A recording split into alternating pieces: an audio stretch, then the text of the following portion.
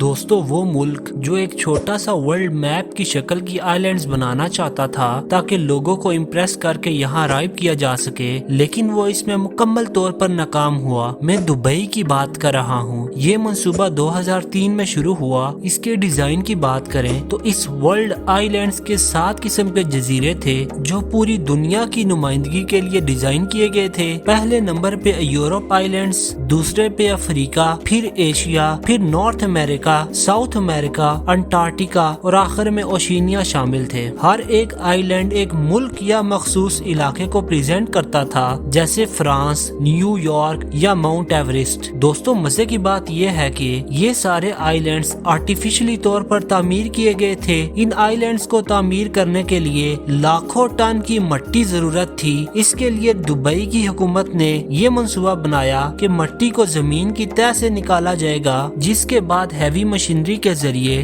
زمین کی سمندری تہہ سے گھسیٹ کر مٹی کو نکالا گیا اور اسے ڈھیروں میں ترتیب دینے لگے۔ اس کے علاوہ ان جزیروں کے ارد گرد ایک میسیو ویو بریکر بھی بنائی گئی تاکہ طوفان سے بچا جا سکے۔ لیکن دبئی کی گورنمنٹ کو کیا پتا تھا کہ نیچر کے ساتھ کھیلنے سے کیا ریزلٹ نکلتا ہے۔ صرف ان آئی لینڈز کی مٹی یا ریت کو ترتیب دینے کے لیے کئی بلین ڈالرز خرچہ ہوا اور اس میں کئی سال لگے، لیکن ان آئی لینڈز کو ترتیب دینا صرف اس پروجیکٹ کی شروعات تھی۔ جیسے ہی دبئی نے ان ورلڈ آئی لینڈز کو دنیا کی شکل دی تو مارکیٹ میں انہیں ملینز آف ڈالرز کا لوگوں کو فروغ کرنا شروع کر دیا۔ ان کی کیمپین کے مطابق وہ لوگوں کو دعوت دے رہے تھے کہ ہر جزیرے کو اپنی مرضی کے مطابق تبدیل کر کے اس پر کنسٹرکشن کریں اور اسے اپنی مرضی سے ڈھال دیں۔ ان میں اکثریت جزیرے ملٹی بلین ڈالر کمپنیز اور امیر لوگوں کو بیچ دیے گئے۔ یہاں تک منصوبہ بن گیا تھا کہ نارتھ امریکہ اور یورپ کے جزیروں کو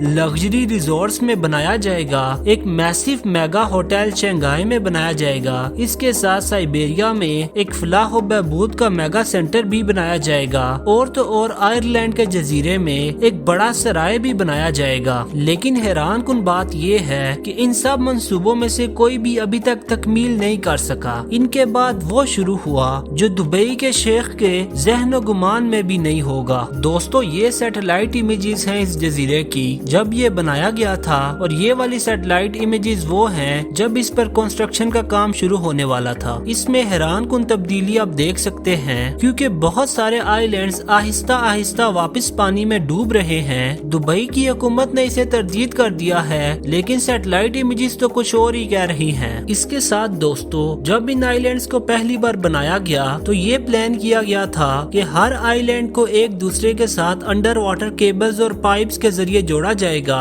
تاکہ پینے کا صاف پانی اور بجلی آرام سے فراہم کی جا سکے۔ لیکن اس نیٹ ورک کو بنانا جتنا ایکسپیکٹ کیا تھا اس سے زیادہ مشکل نکلا۔ ہر آئی لینڈ کے بنانے والوں کو ڈیزل جنریٹرز پر انحصار کرنا پڑا کیونکہ ان آئی لینڈز پر بجلی میسر نہیں تھی۔ اس کے ساتھ پانی کی ضرورت پوری کرنے کے لیے روزانہ فریش واٹر کنٹینرز مین لینڈ دبئی سے امپورٹ کرنے پڑے۔ اس کے ساتھ ایک سڑک کا بھی منصوبہ تھا جو آئی لینڈز کو مین لینڈ سٹی سے جوڑے گا تاکہ عوام آسانی سے یہاں پہنچ سکے، لیکن وہ بھی ابھی تک نہیں ہو سکا۔ اسی وجہ سے یہاں پر تعمیراتی کام کرنا لوگوں کے لیے بہت مشکل ہو گیا تھا، جس کی وجہ سے بہت سارے ایکسپینسو پلانز ابھی تک نہیں بن سکے، بلکہ کچھ انویسٹرز نے جو زمینیں خریدی تھی اسے سیل کرنے پر لگا دیا ہے، اور ان سب حالات کو دیکھتے ہوئے انہیں کوئی اچھا کسٹمر بھی نہیں مل رہا ہے۔ ان سب کے ساتھ چیزیں مزید پیچیدہ ہوئیں جب انویسٹرز نے سیٹلائٹ امیجز کو دیکھا۔ اب انویسٹرز کو سب سے بڑا مسئلہ پانی یا بجلی کا نہیں تھا، بلکہ وہ یہ سوچ رہے تھے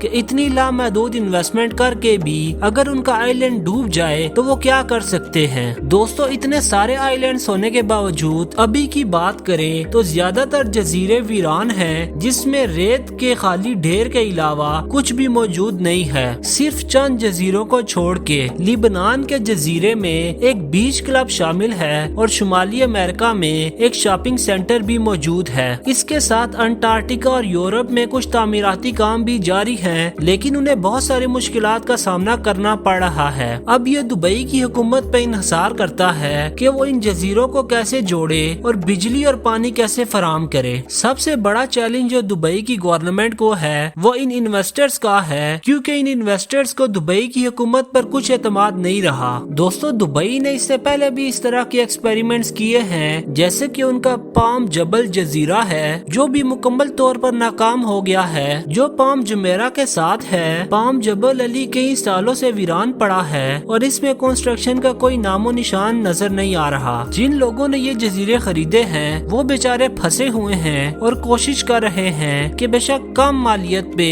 इनके ये जजीरे कोई खरीद ले। दोस्तों अब मेरा सवाल आपसे ये है कि अगर आप इन इन्वेस्टर्स की जगह होते और ये जजीरे डूब भी ना रहे होते तो आप इन जजीरों पर क्या बनाना चाहते? कमेंट सेक्शन में ये जरूर बताइएगा। दोस्तों आपने अभी तक चैनल सब्सक्राइब नहीं किया तो गुजारिश है इसे सब्सक्राइब कर दें ताकि ऐसी मजीद वीडियोस आप कभी मिस ना करें। इसके अलावा वीडियो पसंद आई हो तो लाइक जरूर कीजिएगा। अगली वीडियो में मिलते हैं। अल्लाह आपका हामी और नासिर हो। अल्लाह हाफिज।